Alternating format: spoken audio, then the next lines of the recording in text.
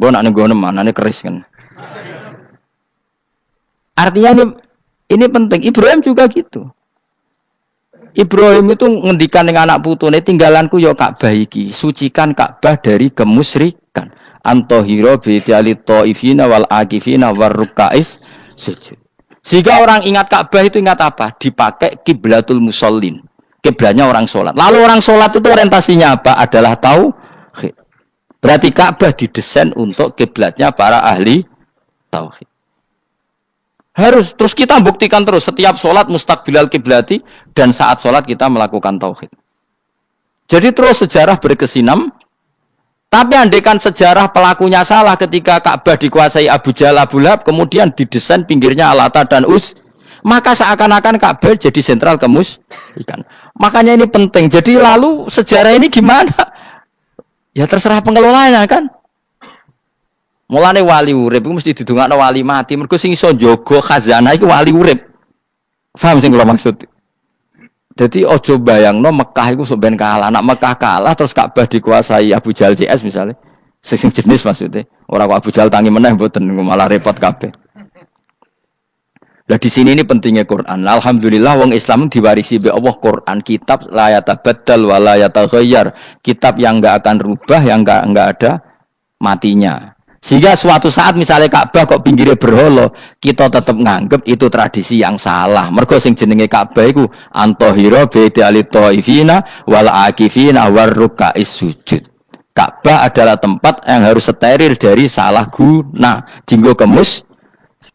Jadi barokah Quran sebagai teks yang enggak hilang, kalau suatu saat ada perubahan tidak seperti yang kita saksikan sekarang, kita ngikuti Quran. Misalnya Ibrahim, senajan makamnya di sinagog misalnya, Yakub makamnya di sinagog, kita tetap yakin mereka adalah ahli tauhid. Nabi Dawud yang diklaim sebagai King David, makamnya di Israel, terus diatributi ala Yahudi, kita tetap yakin huwa nabiyun, beliau adalah nabi beragama tauhid. Berdasar apa? Ya berdasar penjelasan Al-Quran. Kalau berdasar empirik artifak ya terserah yang bikin. Dan gini ya. Di mulane kowe sing syukur ngaji sampai roh kaul loro Ishak Ismail wis ya gitu sapa to sing mesti Ishak Ismail mau bar muni Ismail gak konsisten ben kok supaya anut wong akeh jangan anut wong akeh wis ngene padha ora roe wa tarokna abqaina ali fil akhirin sanan pengalaman hasanan kang bagus salamun te keselamatan minna sanging kita maksudnya sanging Allah ala Ibrahim ngatasi Ibrahim kadzalika mengkon-mengkon kabeh kama jazina kaya malas ingsun ing kabeh naji malas ingsun al muhsinina ing pira-pira wong sing nglakoni kaapian li anfusi maring awak dhewe ne wong akeh. Jadi orang dimulai melakukan kebaikan pada dirinya sendiri. Kalau dia baik pasti apa? Orang lain merasa kebaikan. Ya, misalnya kayak apik mesti kepen sedekah, orang lain yang untung. Kamu baik pasti ingin menyebarkan kebaikan, orang lain pasti untung. Inna usataman Ibrahim iku min ibadina al-mu'minin. Saking pira-pira kawula ingsun al-mu'minina kang mukmin kabeh. Wa basyarnahu. Lan ngekeki berita gembira ingsun hu ing Ibrahim bi Ishaq kelawan tak kaya anak Ishaq. Ustudillah digawe dalil apa bidzalika kelan do bi Ishaq ala anad dabiha ing atase sak temene sing disembelih ku ruhul ya anak Ishaq. Lho dadi ana kaul sing darani pokoke ora Ishaq. Ora Ishaq sapa? Ya Ismail. Jadi Imam Suyuti ngotot Ismail, sing nyarai Jalalain Imam Sawi ngotot Iska. Oke partai Jalalain apa Sawi? Yo Jalalain kaose kadung kaos Jalalain dulu. Yes pokoke nara Ibrahim kan agak Ismail ya. Iska tidak mungkin yang lain iku wae sing ngono ae kok ribet. Sing jelas niku ana sing disembelih. Jenenge nara Ibrahim, sapa? Ishaq, Ismail. Sing nyembelih jelas Ibrahim, nek iku jelas. Aduh. Repot. Dadi wong alim dadak. Kula nate maca mobil mangkel nganti saiki. Susah dadi wong waras, tangan-tangan kok. Ya ono bener e. Lah wong gendeng ora tau mikir. Dadi aku tahu dendam mbek tulisane mobil mesti tok-tok. Gelem ra gelem kan maca ning ngarepe. Susah dadi wong waras. Aku pertama iskal. Waras kok susah. Tanganan iya. Wong gendeng kan gak tahu mikir. Mulane kena susah berarti waras. Nak ora tau mikir berarti. Jadi mau nak roh khilaf berarti wong alim, nak roh khilaf berarti wong orang alim. Saiki wis roh khilaf berarti alim. Nabian Khalid dadi nabi halul muqaddaratun ayu jadu. Tegese den petuki sapa apa Ishak muqaddaron Khalidin kira-kira ana apa nubuwatu. Ketika Ishak belum lahir pun sudah dicap jadi nabi meskipun belum diangkat. Tapi kan mulai lahir sudah dicap jadi nabi. Tentu pengangkatannya sebagian besar nunggu umur berapa 40 tahun kan ada aturannya mang nabi. Tapi kalau takdirnya sudah pasti jadi apa? Nabi minas solihin. Wa barokna lan berkah ingsun ali ing atase Ishak bitaksiri dzurriyyatihi kelawan akeh anake dzurriyahe akeh.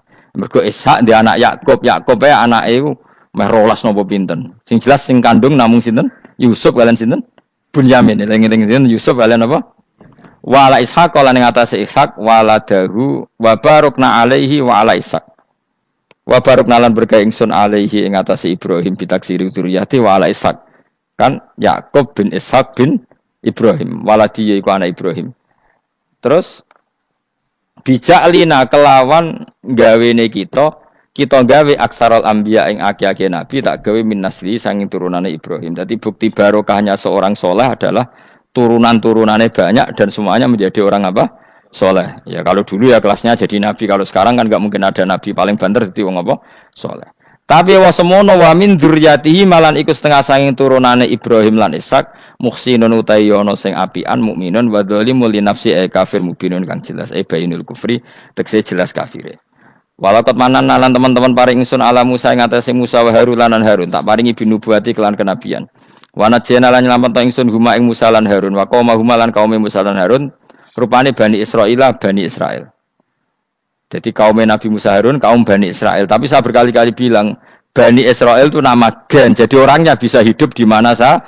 Kayak Bani Israel itu dulu hidup zaman Nabi temudi Medina. Karena Bani maknanya turunan Israel. Jadi. Tapi kalau sekarang Israel negara kan naisen. Jadi orang Israel asli ya ada, pendatang juga ada. Asal manggon di situ disebut Israel. Jadi sekarang yang di negara Yerusalem atau naisen sana itu nggak mesti Bani Israel. Kayak di Indonesia lah. Indonesia itu kan nggak mesti yang di Jawa itu orang Jawa. Kadang turunan Arab, turunan Pakistan, turunan. Kalau yang Bani itu kan melintasi zaman dan waktu. Lah Bani Israel zaman Nabi udah urip teng pundi? Medina. Makanya mereka bisa berdebat mbek Nabi. Mergo ya turunannya Nabi sinten Ibrahim. Makanya tanya, Muhammad kita turunan Ibrahim itu otentik. Kalau kamu buktinya apa? Terus Nabi bisa menceritakan nasabnya sampai Nabi siapa? Ibrahim lewat Ismail dan ada bukti Nabi Ismail memang pernah hidup di Mekah, yaitu ada bekas kakinya Nabi siapa? Ibrahim. Nah, mulane berjanji ketika nerangkan itu dimulai wa ba'du faqulu wa Muhammad bin Abdillah sampai menghitung nasab wa adnanu bila raibin indadamil ulumin nasabiyah ila dzabihi Ismaila nisbatuhu wa muntama. Walakat mananalan teman-teman paring ingsun wa nasornahum lan tok dewa wa najjainahum minal karbil adim sanging prahara sing gedhe. Prahara sing gedhe bagi Bani Israel zaman yang Mesir. Nah, ini kan bukti lagi. Ketika Nabi Musa hidupnya di mana? Ndak jawab saja. Mesir kan? Di Mesir ada Bani Israel ndak? Ada, bahkan Bani Israel yang di Mesir diperbudak Fir'aun. Artinya gini, mereka Bani Israel tapi hidupnya di Mesir karena Bani maknanya turunan. Sementara yang sekarang di Israel tidak mesti Bani Israel, biasa aja orang lain hidup di situ. Jadi lengi-lengi. Jadi cocok muni, wah Israel itu negara turunan para nabi. Iya sing ora ya ora aneh-aneh. Ngaji ora khatam. Minal karbi saking kesusahan aladimi kang gede istibadi Fir'aun tegese perbudakan Fir'aun iyahum ya ing Bani Israel. Ini terjadinya di mana coba? Fir'aun memperbudak Bani Israel itu di Yerusalem apa di Mesir? Di Mesir. Berarti Bani Israel banyak yang di Mesir. Di era Nabi banyak yang di Medina. Makanya bisa debat tadi. Wa nasornahum lan nulungi ingsun hum ing kabeh. Turunan tolong catat ya Allah karena itu. Jadi artinya gini loh ya. Orang Indonesia yang sering mempraktekkan atakosomadiyah itu bukan tanpa dalil. Ternyata dalam mazhab Maliki saya masih ingat ketika mbah saya kandung, bapaknya bapak, asmane Mbah Nur Syam. Itu wasiatnya minta dibacakan 4.000. Yang baca pas itu ya bapak sama anak-anaknya. Dan kemudian alhamdulillah zaman akhir itu mulai agak ngawur. Kalau ada acara itu wong liya kon maca anake mlebu metu gak melok maca. Itu keliru, saya jamin itu keliru. Saya sering kalau mimpin di rumah, kalau yasinan di tonggo-tonggo kok anaknya gak maca, saya keluar. Bapakmu wong liya kon maca, kata saya gitu.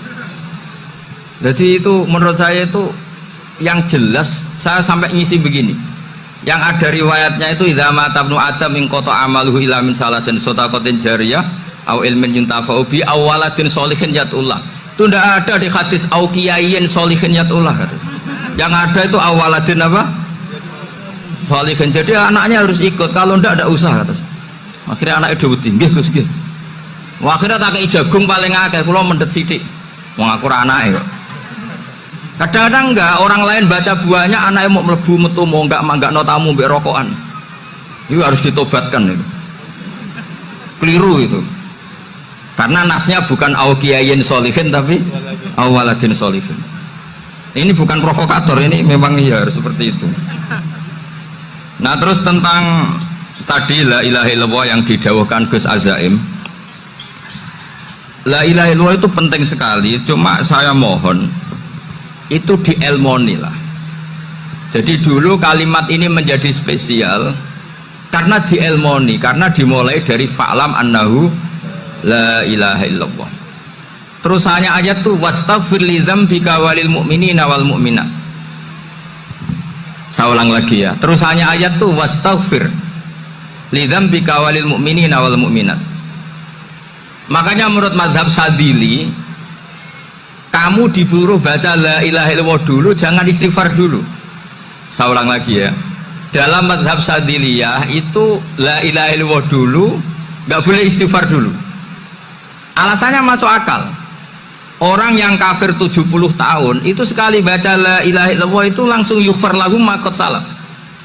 Sehingga la ilaha illallah sendiri sudah punya kekuatan supaya dosa kita diampuni. Qul lil ladzina kafaru iyantahu yughfar lahum ma qad salaf. Cara menghentikan kekafiran gimana? Dia melafadzkan la ilaha illallah. Ini kalimat yang begitu saktinya sampai orang yang kafir puluhan tahun itu dosanya semuanya terhapus hanya karena melafadzkan la ilaha illallah. Nah, makanya kata Abdul Hasan As-Sadili wastaghfir li dzambika ay bihadil kalimah.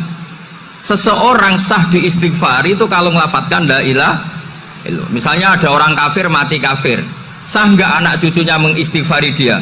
Tidak sah karena belum melafadzkan la ilaha illallah. Makanya kata Abu Hasan As-Sadili wastaghfir li dzambika ay bihadil kalimah. Sehingga lafadz ini spesial betul. Tapi kadang-kadang beberapa mursyid cara berpikir lain. Ini kalimat thayyibah harus dibaca orang suci, sehingga mendahulukan apa? Istighfar. Untuk supaya pas ngelafatkan kalimat thayyibah sudah dalam keadaan apa? Suci. Itu juga masuk akal. Tapi secara meyakinkan saya sendiri lebih mengikuti manhajnya Abil Hasan As-Sadili karena alasannya tadi, yang kafir puluhan tahun saja langsung luntur dosanya karena melafatkan la ilaha illallah. Artinya la ilaha illallah sendiri sudah bagian dari istighfar. Nah, ya tadi buktinya fa'lam annahu la ilaha illallah terus wastaghfir li dzambika walil mu'minina. Jadi orang sah diistighfari itu setelah dipastikan sah tauhidnya. Jadi setelah tauhidnya sah yaitu la ilaha illallah baru sah apa? Diistighfari. Sehingga orang kafir, seolah lagi orang kafir yang mati kafir, anak cucunya tidak boleh apa? Tidak boleh menistighfari. Terus saran saya kedua, la ilaha illallah itu filosofinya itu nafyun li uluhiyati ghairillah wa isbatun li uluhiyatillah wahdah. Filosofi la ilaha illallah itu gimana? Menafikan semua selain Allah itu tidak Tuhan dan hanya menuhankan Allah semata. Nah itu caranya gimana? Caranya kita harus terbiasa ini, karena tadi saya dibilangin panitia ini rata-rata mustameknya atau mustamiatnya ini santri. Caranya gimana? Dilatih pakai logika. Saya berkali-kali cerita kalau ngaji, saya sekaligus kampanye. Allah itu Tuhan yang begitu fair. Untuk menjadi Tuhan Allah mempersilahkan, ada kualifikasi Tuhan. Jadi boleh dikompetisikan, itu boleh kata Allah. Nggak apa-apa kamu ngaku Tuhan gitu kata Allah. Tapi nak ngaku pangeran itu paling enggak ya direputasi lah. Ada verifikasinya. Dimulai dari apa? Ya kalau jadi Tuhan itu setidaknya bikin langit bumi lah. Aturannya gitu. Jadi kalau daftar bupati ya daftarlah ke KPU. Masa tahu-tahu jadi apa? Tuhan kemudian tidak punya prestasi bikin langit bumi. Sehingga Allah itu cara ngendikan itu ya fair. Qul ara'aitum ma tad'una min dunillah aruni madza khalaqu minal ardi am lahum syirkun fis samawati. Coba yang kamu tuhankan selain saya, prestasinya apa kan? Ketika saya bikin bumi itu apa ikut bikin? Terus am lahum syirkun fis samawati. Kalau bikin langit, kalau nggak bisa ya urun lah gitu. Urun semen apa urun bego, pokoknya urun lah gitu. Urun ora, gawe bumi ora, ngerti-ngerti ngaku dadi pangeran. Kul hatu burhanakum. Jadi ya kan ya lucu kan, misalnya syarat kiai di Salafiyah kan keluarga Kiai As'ad, cucunya ngaji ngalim. Orang keluarga Kiai As'ad tuh aku kiai utama di Salafiyah. Oh mesti di penjara ya kan. Lah yo gak gawe langit bumi, gak ada prestasi terus ngaku sebagai apa? Tuhan. Jadi saya ulang lagi, ngaji seperti ini itu sebetulnya lebih ke show, pertunjukan. Supaya pertunjukan ini tidak dosa, saya isi ngaji betulan. Tapi jangan diulang. Karena biasa ngaji rutin. Saya di Jogja tafsir Jalalain sudah juz 23. Pernah khatam hikam. Sekarang Nasoihul Ibad separuh.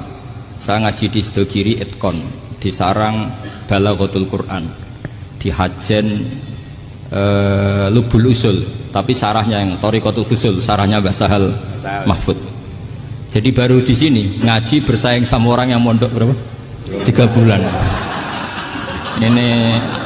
Ini masalah. Masalah. Gak boleh mondok itu harus buat tulis zaman. Tapi ya tidak apa-apa, mungkin laduni ya. Jadi kalau mondok cepet itu kemungkinannya apa? Laduni. Begini, tapi saya tertarik apa yang dikatakan Kiai Haji Abdul Manan tadi menyangkut kalimat tauhid. Saya ngaji di mana-mana bilang, kalau ngaji itu yang tahqiq itu detail. Detail itu bahasa Arabnya tahqiq. Jadi kita misalnya berpikir secara jernih, orang yang kafir 70 tahun itu pasti menjadi muslim karena melafadzkan la ilaha illallah. Dan itu bi ijma'il ulama. Semua ulama mengatakan demikian. Saya ulang lagi, itu bi ijma'il ulama. Karena mansus di Quran ada ayat kulil ladina kafaru iyantahu yughfar lahum ma qad salaf. Kalau orang yang kafir 70 tahun bisa dihilangkan kekafirannya hanya dengan kalimat la ilaha illallah Muhammadur Rasulullah. Berarti kalimat ini statusnya apa? Penghilang kekafiran, apa? Penghilang kekafiran. Lalu ada kelompok yang mengatakan gara-gara kalimat la ilaha illallah dan pegang patok nisan itu orang menjadi kafir. Ini kan jadi paradok. Lafat yang kita statuskan sebagai penghilang kekafiran dengan lafat yang sama orang menjadi kafir. Itu gak ketemu nalar. Mbok nalar paling apapun tetap gak ketemu. Kecuali tadi ya dalilnya pokoknya ngotot tadi. Itu memang kacau itu. Tapi alhamdulillah mereka insya Allah ya sadar. Kamu jangan bayangkan mereka tidak sadar terus, berarti kamu doanya jelek. Bisa saja mereka sudah ingin sadar, berhubung di gojlok ini terus gak jadi sadar. Jadi jangan-jangan salah kita karena sering gojlok sehingga yang mau sadar jadi tidak apa? Nggak sadar. Saya tadi jam 10 sampai setengah 2 masih ngajar di pondok saya ngajar tafsir masih di Rembang sana saya. Terus saya ke Semarang Delalah Muyassar.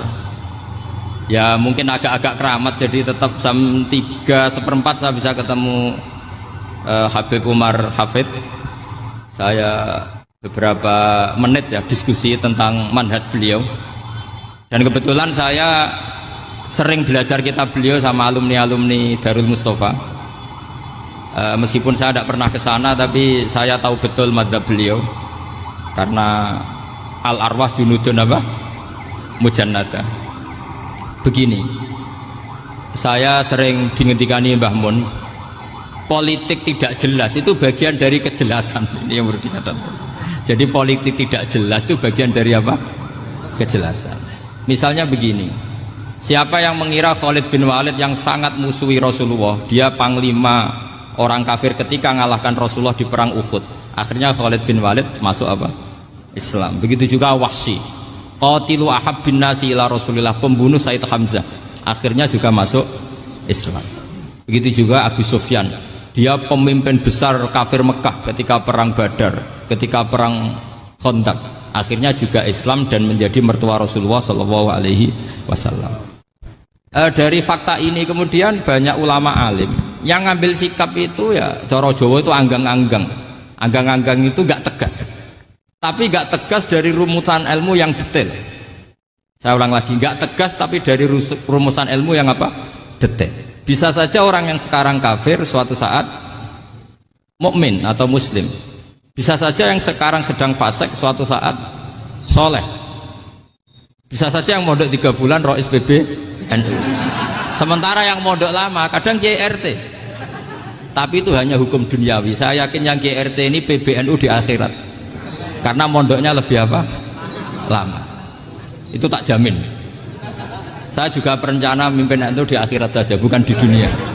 Makanya saya mohon SK itu berakhir muktamar mendatang. Karena saya sudah kiai sebelum diangkat. Makanya saya ulang-ulang, kalau pengangkatan itu niatnya ikrar, saya terima. Tapi kalau niatnya ngangkat, tak gugat di pengadilan. Ini tidak guyon, ini betulan itu. Ya, tapi ini hanya guyon saja. Nah, ini penting saya utarakan teori ngaji ya. Ini saya bacakan naskah asli Sayyid Umar Hafid supaya Anda dapat barokah beliau. Karena beliau selain alim allamah, muridnya Habib Salim, juga beliau pernah ngaji kutub Sayyid Abdul Qadir Segaf di Jeddah. Juga beliau sering istifadah di beberapa kiai. Ini saya baca teks Arabnya, kemudian saya terjemah. Bagi yang tidak setuju pemaknanya bisa gugat, karena saya baca Arabnya. Yang nggak setuju pemaknanya bisa gugat, tapi tak jamin kalah karena saya paham betul teksnya maknanya seperti itu. Logikanya tadi ya, ketika Rasulullah ngambil sikap tegas kepada qatilu Hamzah yaitu Wahsy, dan ketika Rasulullah ngambil sikap tegas pada orang-orang yang mengalahkan beliau di perang Uhud, kaifa yuflihu qaumun fa'alu bi anbiya'ihim hakadha, bagaimana mereka jadi orang benar atau orang yang dapat apa? Kebahagiaan kalau mereka perlakuannya seperti Nabi seperti ini, yaitu Nabi sujjawajjuh masyhur wa kusirat ruba, yaitu Nabi itu wajahnya terluka, gigi serinya tanggal. Orang-orang seperti ini tuh nggak akan bejo kalau orang Jawa, nggak akan falah. Tapi apa yang terjadi? Allah menurunkan ayat laisa laka minal amri syai'un aw yatuba 'alaihim aw yu'adzibahum. Muhammad itu bukan wilayah kamu ngecap orang, menstigmasi orang itu tidak wilayah kamu. Saya bisa saja mengampuni mereka atau menyiksa saya itu atau menyiksa mereka itu wilayah saya, kata Allah. Saya bisa saja mengampuni mereka atau menyiksa mereka itu wilayah saya. Sehingga akhirnya apa? Rasulullah tidak ngambil sikap yang mungkin orang lain mengatakan itu tidak tegas. Tapi itu kearifan. Betul, akhirnya Wahsy malah masuk Islam. Khalid bin Walid panglimanya juga masuk Islam. Dan beberapa orang kafir juga masuk Islam, termasuk mimbenihim, ketuanya yaitu Abu Sufyan. Ini penting saya utarakan. Makanya ini saya baca pembenaran dari konstruksi pikiran tadi.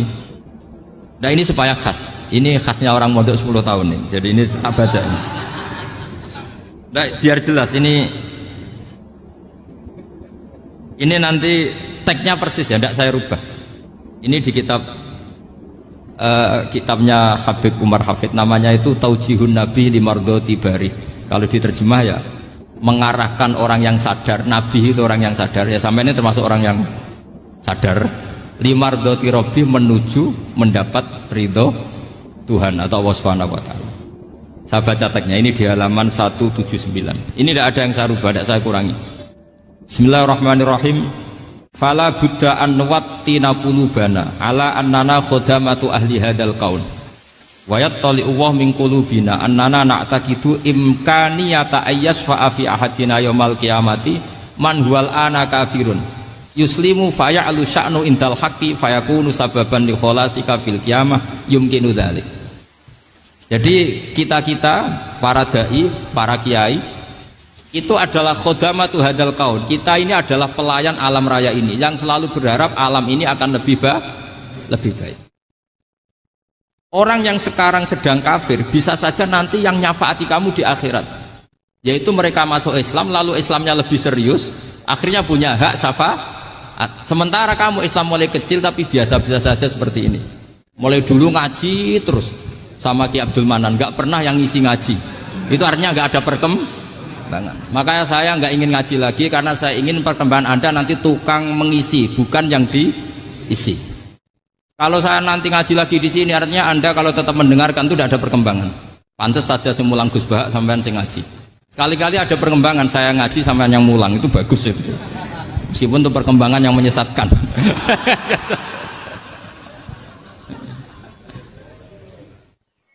Ini penting saya utarakan. Ini dawuhnya Said Umar ya. Orang yang sekarang sedang kafir bisa saja orang ini nanti nyafaati kamu. Yaitu beliau orang ini Islam, kemudian Islamnya serius, maka punya hak syafaat. Sementara kamu Islamnya biasa-biasa saja. Itu masyhur kayak Sayyidina Umar. Sayyidina Umar Islam di hari itu langsung makomnya makom yang a'la, sehingga mengalahkan yang sudah Islam lebih lama. Karena Islamnya Umar itu menjadi izzatul Islam betul. Makanya jangan benci orang tegas teman-teman, kadang ya ada baiknya. Abu Bakar itu sudah Islam tapi layinal janib, orangnya santun. Kalau dipisahi orang yang menengahi lah kira-kira seperti itu. Begitu juga Bilal, Ammar, Suhaib. Singkat cerita, Rasulullah itu sering dibully ya, sering disiksa orang-orang kafir. Rasulullah berharap, wah kalau yang Islam gini terus repot.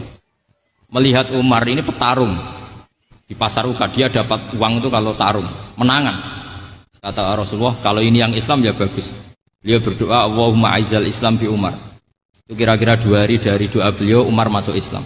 Itu pertama masuk Islam itu orang-orang kafir diparani. Kalau kamu ganggu Rasulullah Muhammad tak bunuh. Semenjak itu orang kafir yang gentenan sembunyi. Sehingga kata para mereka yang Islam selalu jaya mut aslama Umar, ketika Umar masuk Islam. Itu dalam 1 hari Islam itu Rasulullah sudah ngendikan Umar yang Islam sehari ini imannya kalau ditimbang separuh ahli dunia masih unggul sama Islamnya Umar. Nah bisa saja seperti itu. Jadi saya minta sama teman-teman yang mencintai ilmu, tidak tegas itu bagian dari ketegasan dalam ilmiah. Karena kita ini tidak mengendalikan dunia, tidak mengendalikan hidayat, hanya Allah piyambak yang ngasih hidayat. Maka sikap kita laisalaka minal amri syai'un aw yatuba alaihim aw yu'adzibahum. Rasulullah yang ahabbul khalqi ilallah saja tidak boleh tegas karena semuanya potensi itu ada. Cuma kita tegas dalam kebenaran saja, tapi nggak perlu tegas dalam mengawal kebenaran. Kenapa demikian? Karena Islam ini agama yang akan dijaga Allah ila yaumil. Yang jaga Islam bukan PBNU, bukan PP Muhammadiyah, bukan kiai. Yang menjaga Islam namun Allah Subhanahu wa ta'ala. Makanya Sayyidina Umar itu kalau disuruh mukir Islam itu nggak mau betul. Masyhur itu dalam tarikh. Umar mimpin itu sukses, banyak futuhat. Singkat cerita akhirnya orang tuh kelangenan, wah kalau Umar meninggal kayak apa. Sehingga Abdullah bin Umar setiap jalan-jalan tuh dibully. Kalau sekarang dibully, ya Abdullah bin Umar bapak kamu itu gimana, sudah sepuh mau meninggal kok tidak suksesi. Kalau saja ada orang penggembala kemudian meninggalkan kambingnya di hutan, kamu anggap orang yang mudoyi enggak, menyia-nyiakan kambing itu enggak? Ya iya kata Abdullah bin Umar. Apalagi amru hadil umat ini mau ditinggal gelanggang, nanti suatu saat Umar meninggal. Mbok ya suksesi supaya jelas. Logika itu diaturkan ke Umar radhiyallahu anhu, ke Sayyidina Umar. Pertama Umar agak tertarik dengan logika itu. Lama-lama beliau marah. Tidak jadi. Saya tetap tidak akan istikhlaf, tidak akan suksesi. Dan saya tidak akan mikir Islam katanya. Islam akan diurus oleh Allah Subhanahu. Terus beliau ngendikan, Islam ini jalan ketika ditinggal Abu Bakar. Bahkan ketika ditinggal ahabbul khalqi ilallah akramul khalqi indallah, yaitu Rasulullah Muhammad sallallahu alaihi wasallam. Coba Islam dulu dipimpin Abdul Qadir ketua wali, dipimpin Wali Songo, dipimpin orang top. Sekarang dipimpin mondok 3 bulan jalan.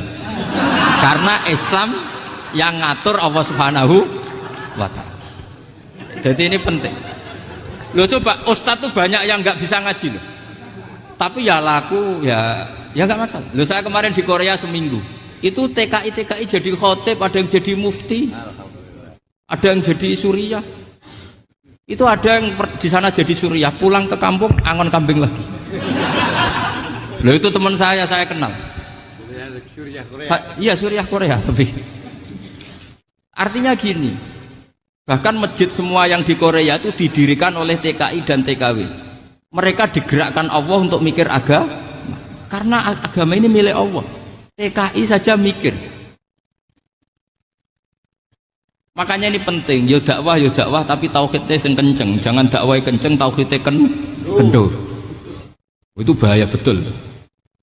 Saya ulang lagi ya, ini dawuh Habib Umar. Jadi kata beliau, fala budda an wattina kulubana. Kita harus yakin seyakin-yakinnya bahwa semua kemungkinan itu mungkin. Makanya masyhur dalam tarikh ketika kafir Quraisy mau disiksa oleh para malaikat karena mereka sering menyakiti Nabi, kata Nabi gimana? Jangan. Saya berharap kalau bapaknya tidak mukmin, suatu saat anaknya mukmin. Masyhur dalam tarikh. Musuh Nabi besar siapa? Walid bin Mughirah. Punya anak Khalid bin Walid. Abu Lahab punya anak Darrah, itu mukminah yang baik. Abu Jahal punya anak Ikrimah, itu mukmin yang baik. Di Indonesia lebih hebat lagi. Bapaknya ra iso maca Quran, anaknya hafid. Bapaknya utun ratamat SD, anaknya jadi dekan. Di Indonesia banyak orang nggak siapa-siapa, anaknya jadi presiden, anaknya jadi menteri. Artinya jangan karena bapaknya kafir kamu nganggap anak turunnya pasti selalu kafir. Teori itu sudah salah zaman Rasulullah. Yaitu Walid akhirnya punya anak Khalid, Abu Lahab punya anak Darrah. Terus siapa? Abu Jahal punya anak siapa? Ini penting saya utarakan karena dakwah kalau terlalu semangat, nanti kalau menghilangkan tauhid bahaya. Tetap innal huda. Uni Soviet kayak apa? Mengkooptasi negara-negara sekelilingnya sampai jadi Zuni. Tapi apa yang terjadi? Uni Soviet yang runtuh, persemakmurannya semua rata-rata jadi negara apa? Islam, kayak Uzbek, kayak Ceknya, kayak apa-apa. Karena agama ini diurus Allah. Sehingga kalau dalam, tapi kamu ngitmai agama nggak apa-apa. Makanya istilahnya Habib Umar khodamah itu pelayan, nggak apa-apa. Kita ngitmai agama itu nggak apa-apa. Dengan ngitmai terus mikir nggak apa-apa. Tapi jangan mikir yang merasa kalau kita mati, wah nanti agama ini kukut karena saya mati. Kamu itu siapa? Agama Islam ini tidak pernah dipasrahkan kamu. Diurus oleh Allah Subhanahu wa Ta'ala sendiri. Sehingga ketika Wali Songo meninggal, agama ini tambah kuat sampai sekarang. Kecil saya itu kalau pengajian susahnya bukan main, harus izin sana sini. Sekarang setiap pengajian polseknya datang, polresnya datang, nggak ada intel, nggak ada apa. Padahal kiai dulu sama kiai sekarang itu kira-kira alim mana? Raden kiai dulu.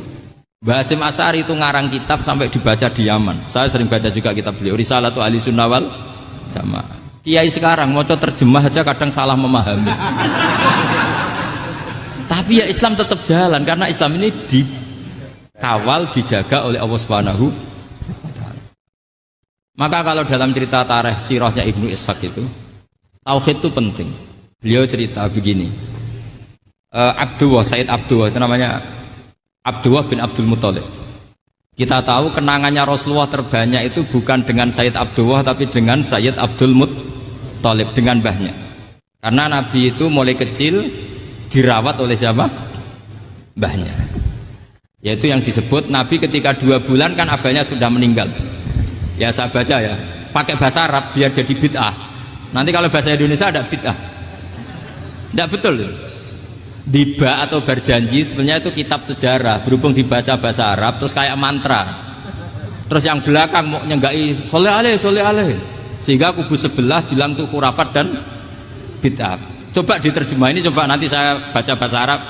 Walamma tamma min hamli syahroni ala masyuril aqwalil marwiyatu fiya bil madinati abuhu abduwa wa kana qad istaza bi akhwalihi bani adi min at-taifatin najariyah wa makatha syahron saqiman yu'anu nasukmahu wasyakwa. Terus di pojok sana bilang soleh aleh. Pasti kubu sebelah yang liwat, wah itu khurafat bid'ah karena dianggap mantra. Padahal artinya coba sampean baca bahasa Indonesia. Ketika hamil Rasulullah umur 2 bulan, abahnya meninggal di kota Abwa. Kota Abwa adalah kota keluarga besar ibunya Sayyid Abdullah. Kebetulan pas ke sana beliau sakit sampai 1 bulan dirawat. Bid'ahnya di mana kalau diterjemah? Wong itu kitab tarikh. Makanya saya nggak tahu yang membid'ah-bid'ahkan tiba itu karena tadi. Tapi sampean juga ikut salah karena nyenggai sholawatan tok itu. Jadi makanya saya bilang tadi kalau bahasa Arab bid'ah, kalau sudah terjemah bid'ah karena kelihatan kalau itu hanya kitab tar. Loh, coba bid'ahnya di mana? Wa ba'du fa'aqulu wa Muhammad bin Abdullah bin Abdul Muthalib bin Hasyim. Itu kalau diterjemahkan, kamu harus tahu siapa nama Muhammad. Muhammad punya abah siapa? Rasulullah Muhammad Abdullah. Punya abah siapa? Abdul Mut. Punya abah siapa? Hasyim. Coba baca gitu di kubu sebelah. Oh iya mesti gitu. Berhubung kok baca bahasa Arab. Wa ba'du fa'aqulu wa Muhammad bin Abdullah bin Abdul Muthalib bin Hasyim. Jadi itu hanya salah baca saja. Maksudnya salah yang ngukumi, bukan salah yang baca, salah yang apa? Ngukumi. Sayyid Abdullah ini orang yang tauhidnya sangat kuat. Sayyid Abdul Muthalib lebih kuat lagi. Saya cerita sedikit betapa pentingnya tauhid. Ketika pasukan Abraha bawa pasukan gajah mau menyerang apa? Ka'bah. Itu sebelum menyerang itu semua aset-aset milik orang kafir Quraisy, milik orang Quraisy lah. Itu ditawan, diambil, termasuk milik Sayyid Abdul Muthalib, milik Abdul Muthalib. Terus ketika mau masuk Ka'bah, mau masuk Mekah, kata Abraha, man sayyidu hadal wadi, siapa yang kamu tuakan, yang kamu pertuan di sini? Oh, Abdul Muthalib. Abdul Muthalib itu dipanggil, itu auranya luar biasa. Abraha yang di tempat perkemahannya itu harus duduk di atas karena dia raja, itu duduk di atas gak berani. Saking wibawanya Abdul Muthalib, ini mbahnya Rasulullah. Akhirnya Abraha bilang gini, saya duduk di bawah tidak mungkin karena saya raja. Kamu duduk jejer saya tidak mungkin karena nanti umat saya kecewa karena raja kok disaingin gitu. Ya sudah, sambil berdiri-diri kita ngomong. Akhirnya Sayyid Abdul Muthalib tadi diomongin gini, saya itu tidak ingin merusak orang-orang Mekah, orang-orang Quraisy. Saya hanya kecewa punya tempat ibadah dikencingi, diberakin sehingga saya mau merubuhkan Ka'bah. Tapi dengan damai, nggak ada perang. Apa jawabnya Abdul Muthalib? Lucu. Nggak apa-apa, Ka'bah kamu robohkan silakan, nggak apa-apa. Yang penting unta saya yang kamu sita kembalikan. Harta saya yang 100 unta kamu sita kamu kembalikan. Itu Abraha kagetnya bukan main. Kaget karena kamu itu pemimpin apa? Tadi saya hormat kamu karena kamu tak anggap orang hebat. Hadhil Ka'bah dinu abaika, ini Ka'bah itu agama kamu. Pas saya hancurkan kok kamu tenang-tenang saja. Padahal pas mau saya hancurkan kamu tenang-tenang saja, malah tanya unta kamu itu gimana? Apa jawabnya Abdul Muthalib? Inna lihadal baiti robban hamahu, sebab Ka'bah itu ada yang punya dan pasti akan melindungi Ka'bah. Tapi kalau unta itu milik saya, ini urusan saya, ini unta. Jadi inna lihadal baiti robban hamahu itu tidak milik saya, itu ada yang punya. Ya sudah, biar yang punya aja yang jaga, itu tidak urusan saya. Akhirnya unta dikembalikan, aman deh, untung double.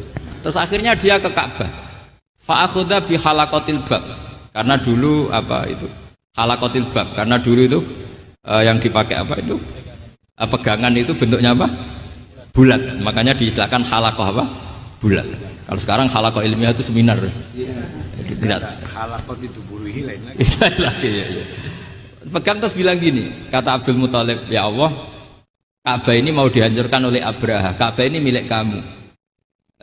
Saya mau ke gunung, mau melihat apa yang kau lakukan terhadap orang yang mau merusak Ka'bah. Abdul Muthalib bilang ke umatnya, wa ya qaumi, ayo kita ke gunung melihat ma fa'ala rabbuna, apa yang akan dilakukan Tuhan kita terhadap orang yang mau menghancurkan Ka'bah. Jadi santai saja.